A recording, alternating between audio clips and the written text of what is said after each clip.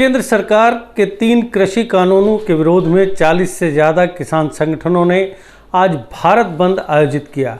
किसान नेताओं ने सुबह 6 बजे से शाम 4 बजे तक सभी सरकारी और निजी दफ्तरों, संस्थानों, बाजारों, दुकानों और उद्योगों को बंद रखने की अपील की थी। पिछले साल नवंबर से ही दिल्ली की सीमाओं पर आंदोलन कर रहे किसानों की सरकार से कई राउंड बातचीत हुई, मगर नतीजा आज तक सिफर रहा। सरकार पर दबाव बढ़ाने के लिए किसान संगठन पहले भी चक्का जाम और भारत बंद का आयोजन कर चुके हैं। हालांकि नए कृषि कानूनों को लेकर जारी गतिरोध जल्द समाप्त होता नजर नहीं आ रहा। दर्शकों, जेके अपडेट प्राइम टाइम में मैं प्रशांत भारद्वाज आपका स्वागत करता हूं। आज के प्राइम टाइम में हम चर्चा करेंगे किसानों का भारत बंद और जम्मू कश्मीर में बंद।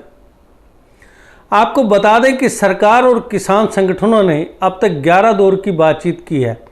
गतिरोध को तोड़ने और किसानों के विरोध को समाप्त करने के लिए आखिरी बार 22 जनवरी को बातचीत हुई थी। 26 जनवरी को किसान आंदोलन को लेकर दिल्ली में आयोजित हुई एक ट्रैक्टर रैली के दौरान व्यापक हिंसा के बाद बातचीत फिर से शुरू नहीं हो पाई।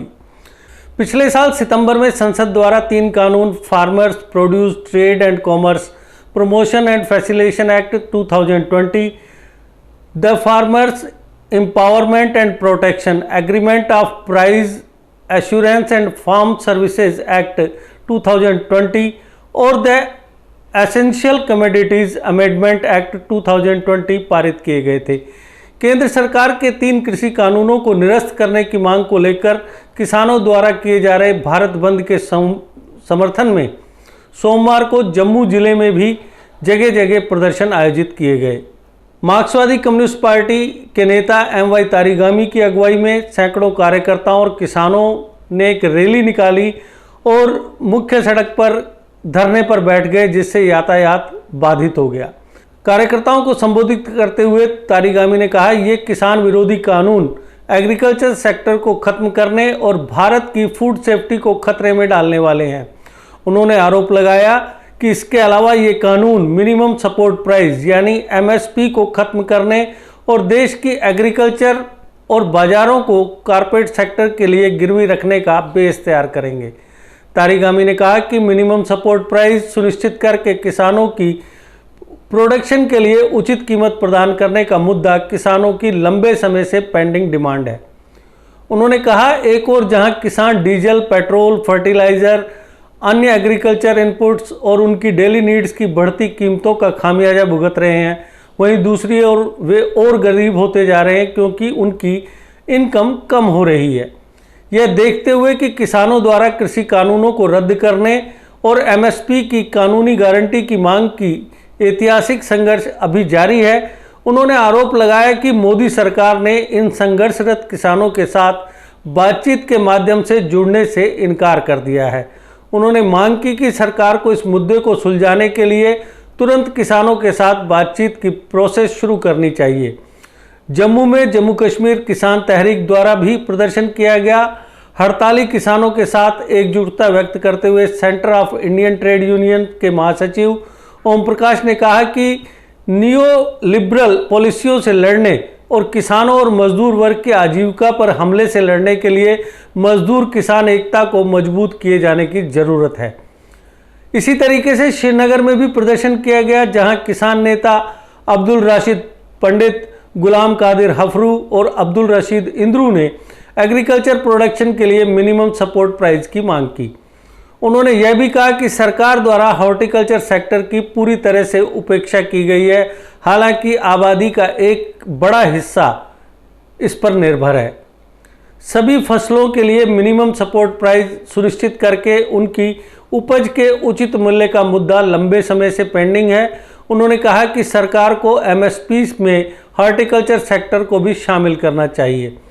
यूनाइटेड किसान मोर्चा के तत्वाधान में 3 कृषि कानूनों के विरोध में किसानों द्वारा की गई 10 घंटे की राष्ट्रव्यापी हड़ताल को कई गैर एनडीए दलों ने भी समर्थन दिया था।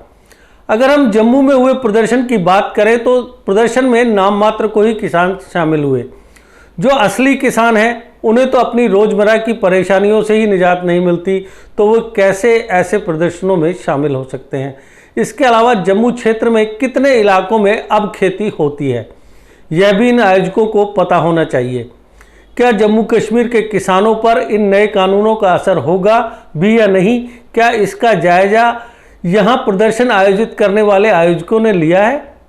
अगर असलियत में देखा जाए तो जम्मू या श्रीनगर में प्रदर्शन करने वालों ने सिर्फ मौके का फ़ायदा उठाकर खुद को सुर्खियों में लाने की कोशिश ही की है, क्योंकि अभी तक की जो रिपोर्ट्स आ रही है उनके मुताबिक जम्मू कश्मीर के जो किसान हैं या हॉर्टिकल्चर सेक्टर से जो जुड़े लोग हैं उन पर इन कानूनों का कोई ज़्यादा गलत असर नहीं पड़ने की बातें कही जा रही हैं। क्या इससे पहले कभी इन आयोजकों ने किसी गरीब परेशान किसान को किसी तरह की मदद मुहैया करवाई है?